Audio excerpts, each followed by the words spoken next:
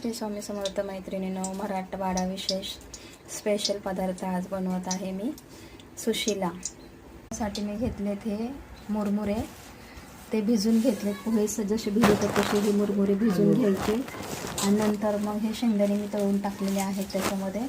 आणि त्याच्यासाठी मी आता कढईत तेल टाकलेलं आहे, जिरं मोहरी टाकले. त्याच्यामध्ये आता मी हा कांदा टाकणार आहे, टॅमॅटो, हिरवी मिरची आणि कोथिंबीर. आता आपण सुशिला पदार्थ बनवायला सुरुवात करत आहोत. आमचा हा मराठवाडा विशेष स्पेशल पदार्थ आहे. हे बघा मैत्रिणी, आपला सुशिला चिवडा किंवा पोहे असे म्हणतात ह्याला.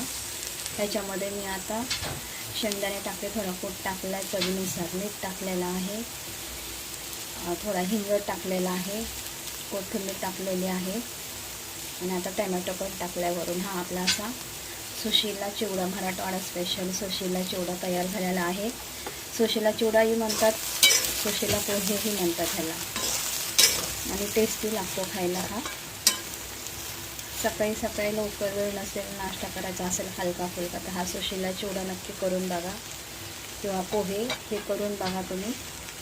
आणि कसं लागतं खायला हे कमेंटमध्ये सांगा. सबस्क्राईब करा, फॉलो करा.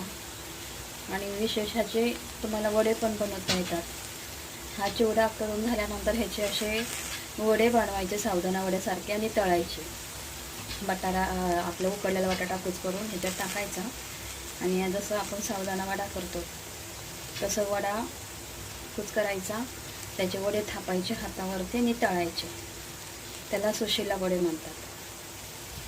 कसा वाटला बघा सुशिला चिवडा किंवा पोहे, नक्की सांगा कमेंटमध्ये. या खायला सुशिला चिवडा.